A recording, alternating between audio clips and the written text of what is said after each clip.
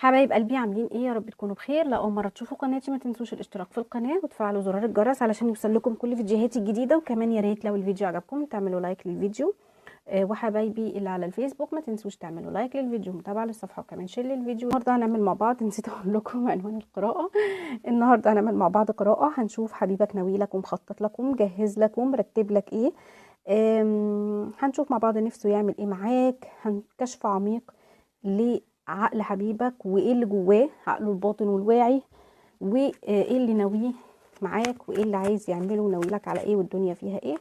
هنشوف مع بعض. بسم الله.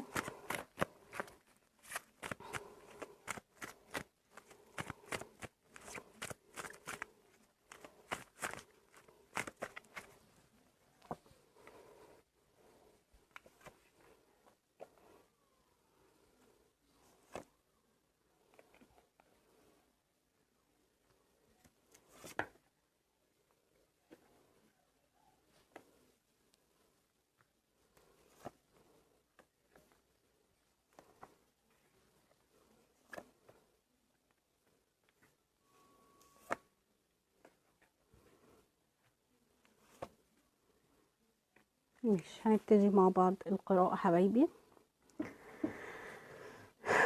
بداية كده انا شايفة ان الشخص دوت مهتم قوي بوضعه العملي او بوضعه المهني، عايز يطور من نفسه، عايز يطور من شغله، عايز يشتغل على نفسه. شايفاه خارج من طاقة شوية فيها خمول، فيها كسل، او كان في هدنة فما كانش عنده انجازات الفترة اللي فاتت، فشايفاه ان هو الفترة دي عايز يحقق انجازات. الفترة اللي فاتت كانت بطيئة شوية بالنسبة له، فعايز الفترة الجاية ينجز فيها اكتر. لان انا شايفة كمان ان هو فاقد الشغف شوية، وما كانش قادر يعمل حاجة خلال الفترة الجاية الفاتت سوري. لكن شايفة ان الفترة دي هو وضعه احسن، و يعني شايفة ان هو ناوي يعمل حاجات جديدة ويطور في حياته، لان هو حاسس ان هو داخل على فترة جديدة، عايز يزود طاقته وينمي نفسه وينمي قدراته ويتعلم حاجة جديدة ويطور من نفسه ومن ذاته، ودي حاجة حلوة وحاجة ايجابية.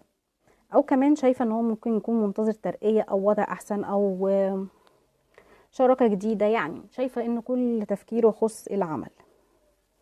شايفة ان هو عنده الفترة الجاية فترة استقرار، لان الشخص ده شايفة ان هو برضو روتيني شوية او ما بيحبش يجدد. فالتغييرات بتقلقه، فهو دايما بيحب الاستقرار. يعني حتى الناس اللي حواليه، لو هو مثلا شغال مع ناس، حتى لو هو مش مبسوط قوي في الشغل، ما بيحبش ان هو يغير الشغل بتاعه. او لو مثلا في شراكه مثلا مع حد او الناس شغاله مع حد، لو تعبان ما بيحبش ان هو يغير. هو بيحب يحس بالاستقرار، ما بيحبش التغييرات. فكره التغييرات دي بتقلقه. تمام. يعني من النوع اللي هو بيقول لك ايه، اللي اعرفه احسن من اللي ما اعرفوش. تمام. مش بيحب التغيير. تمام. نفسه ان الفتره الجايه تكون احسن، الاوضاع تكون الفتره الجايه احسن من الاوضاع الحاليه. الشخص ده ممكن كان عصبي شوية، فشايفاه انه الفترة دي برضو عايز يتخلى عن العصبية، لانها ممكن تكون وقعته في مشاكل كتير جدا وسببت له اذية كبيرة جدا في حياته. الشخص ده كمان شايفاه ان هو ممكن كان بيدقق قوي قوي على يعني اداء التفاصيل، فكان بيعمل مشاكل. فشايفاه دلوقتي ان هو عايز يطنش شوية او يعدي بعض الامور. تمام. يعني لان كان بيعمل من الحبة قبة كده زي ما بيقولوا. طيب، هنشوف طاقتك انت.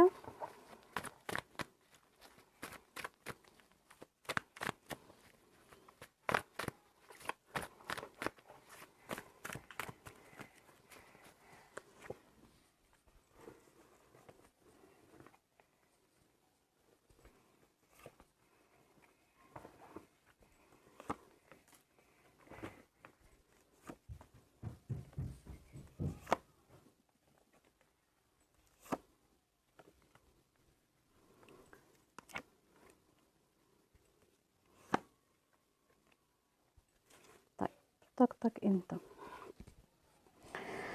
شايفة ان انت غير راضي عن العلاقة دي، وفي حاجات مضايقاك وفي حاجات اثرت عليك. يعني الشخص ده عمل حاجات اثرت عليك بسبب طريقة معاملته ليك واسلوبه معاك، اثر عليك. غير منك. انت كنت ممكن شخص صلب، كنت بتطنش حاجات كتير، كنت بتعدي حاجات كتير، كنت بتيجي على نفسك. يعني كنت بتتنازل. تمام. لكن دلوقتي بسبب البعد والازمات والمواقف وكل اللي حصل ما بينك وما بينه بقيت حساس قوي قوي قوي. بقيت حاسس ان الشخص ده مش عايزك، وده مسبب ليك ضغط كبير جدا على اعصابك، مخليك زي ما قلت لك حساس اكتر من اللازم. اقل كلمه بيقولها لك ممكن تزعلك. بقيت هش جدا من جواك، حاسس ان انت مضغوط، حاسس ان انت مضطر تكتم في قلبك، لا عارف تشتكي ولا عارف تتكلم ولا عارف تحكي، ولا حاسس ان في اي حد خالص حواليك فاهمك. تعبان، مخنوق، يعني ظروفك في أسوأ ما يكون. كمان شايفة ان ممكن كمان تكون اوضاعك المادية مش كويسة، وامورك عموما يعني مش مرضية. شايفة ان انت شايل حمل وشايل مسؤولية كبيرة جدا لوحدك، وفي نفس الوقت لا قادر تحكي ولا قادر تشتكي ولا قادر تقول للي حواليك. كمان شايفة ان انت عايز تسيطر على انفعالاتك، لان انت برضو بقيت عصبي. فانفعالاتك بقت اوفر، لان انت بقيت حساس بزياده. فلما بقيت حساس بزياده عن اللزوم، فبقت انفعالاتك برضو اوفر زياده عن اللزوم. بقت اي كلمه تعصبك، تضايقك، توترك، ما بقتش زي الاول.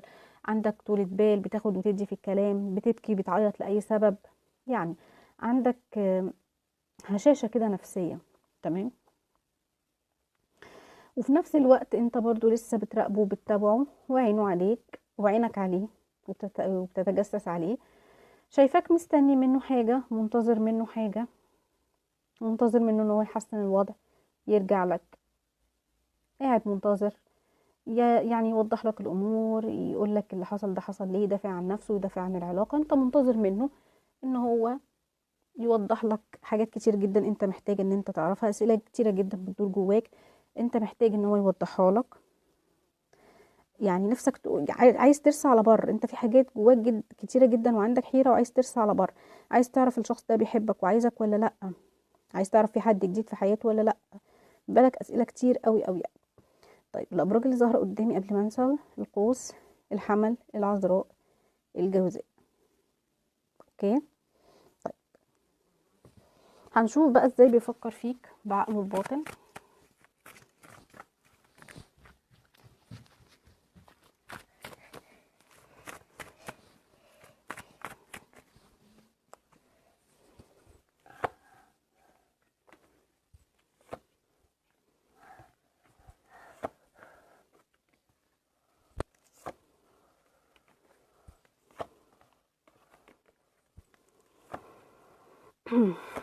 ماشي، هنشوف تفكيره فيك. طيب هنبتدي مع بعض. خلي بالك الشخص ده حاسس بخوفك بطريقة كبيرة جدا. عارف ان انت خايف، وعارف ان انت حيران، وعارف ان انت يعني خايف منه، خايف من نواياه، وخايف على العلاقة. عقله الباطن مصور له قلقك وحيرتك وان انت متردد من ناحيته، وان انت خايف من ناحيته، وان انت خايف على العلاقة. كل ده هو حاسس بيه، وكل ده هو عارفه، وكل ده هو فاهمه كويس قوي. شايفاه يعني هو اوقات بيشوفك راضي عن العلاقة، واوقات لا. تمام. لكن بغض النظر عن كل ده، هو عارف ان هو مهم جدا بالنسبة لك، وان هو حاجة مهمة جدا بالنسبة لك. تمام. وباني عليك امال كبيرة جدا. تمام. وخلي بالك الشخص ده نوايا ليك مش لعب، الشخص ده نوايا جد. تمام. مش عايز يعني يتسلى، او مش عايز علاقة عابرة في حياته، لا. هو عايز الاستقرار، وانت كمان عايز الاستقرار، لان انت برضو تعبت من العلاقات العابرة، هو برضو تعب من العلاقات العابرة. تمام. هو عارف كده كويس. هو كمان عارف ان انت شخص ذكي ولماح وعندك رؤية، وبتعرف كل حاجة، وليك نظرة في اللي قدامك، وعندك ذكاء، وبتكون عارف مين اللي عايز الخير ومين اللي عايز الشر، وبتبقى فاهم كل حاجة، بتبقى فاهم مين اللي بيحبك ومين اللي عايز يخدعك. تمام. لكن اللي حواليك ممكن يكونوا فاهمين ان انت شخص تافه، او ان انت شخص ممكن يتخدع عليك، تتخدع. لكن هو عارف ان انت شخص ناضج، وعارف كل حاجة، وفاهم كل حاجة، وشخص مش عبيط، يعني محدش يعرف يضحك عليك. تمام. شايفة كمان بس ان في طاقة عند. هو شايف ان انت عنيد، هو شايف ان انت عنيد معاه، مش بسهولة بتغير رأيك. تمام. انت كمان شخص قد كلمتك، يعني شخص شخص قوي، وشخص قد كلمتك، مش بتوعد وعد انت مش قده. انت مسؤول عن كل كلمة انت بتقولها، وعارف قيمة كل كلمة انت بتقولها. تمام. لكن شايفه ان في اختلافات ما بينك وما بينه، شايفه ان في اختلافات ما بينك وما بينه في حاجات كتيره جدا، وبالذات في وجهات النظر. شايفه ان في اختلافات في وجهات النظر، كل واحد فيكم متشبث برايه، وعشان كده بقول لك انتوا عندكم طاقه عند، انت بتعاند وهو بيعاند، انت متشبث بوجهه نظرك وهو كمان متشبث بوجهه نظره. كل واحد يعني مركز قوي على اللي هو عايز يعمله. تمام. شايفه ان الشخص ده مش بيحب العتاب واللوم، وانت ممكن يكون نفسك اطول شويه في العتاب واللوم. تمام. شايفه طول الوقت ان في شخص بيحاول فيكم ان هو يظهر قوته على الشخص التاني. تمام. في شخص فيكم بيحاول ان هو يفرض سيطرته على الشخص التاني وبيعاند في الشخص التاني، فعشان كده بقولك ان في طاقه عند ما بينكم. تمام. في شخص منكم عايز يمشي التاني على مزاجه، وده يعني وعايز يغير شكل حياته، وده غلط. محدش بيغير حد في العلاقات يا جماعه، محدش بيغير حد. ممكن تكون العلاقات بتفشل عشان كده كل واحد بياخد واحد ويقول لك انا هغيره همشيه على مزاجي. لا، لازم كل واحد يتقبل الطرف التاني زي ما هو بعيوبه بمميزاته. مفيش حد بيغير حد ولا في حد بيمشي التاني على مزاجه، كل واحد ليه اسلوبه وطريقته. مفيش حد بيقدر ان هو يمشي التاني على مزاجه. طيب عايزه اقول لكم الابراج اللي ظاهره قدامي: الثور، الميزان، القوس، الحوت. تمام. طيب هنشوف ازاي بيفكر فيك.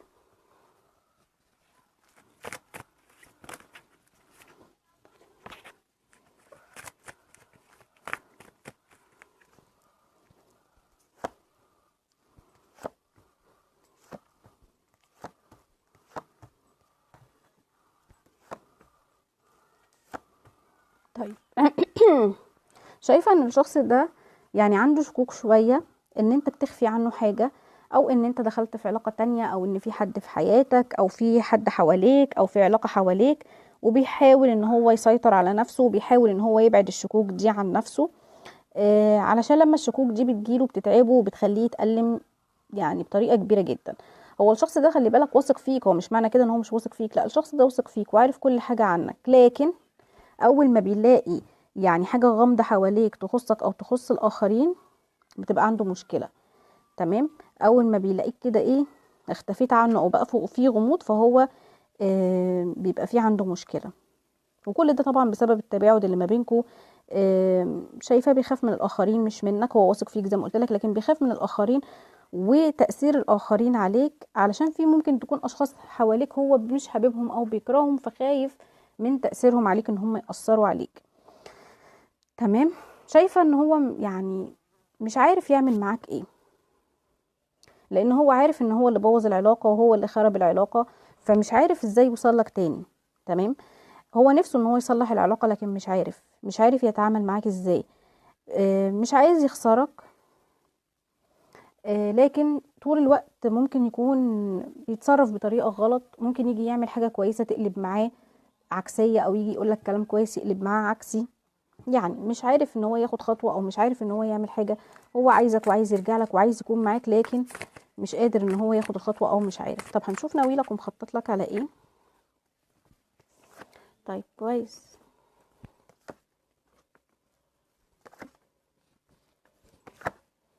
ماشي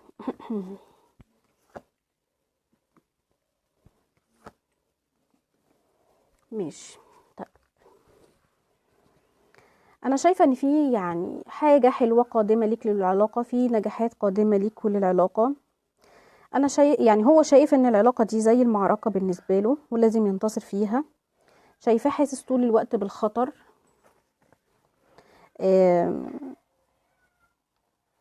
لان هو عارف ان الانتصار مش هيكون سهل، وان هو يعني يتخطى المشاكل دي مش هيكون سهل. عنده نوايا ان هو يخلي العلاقة دي تستقر ويخلي العلاقة دي تنجح.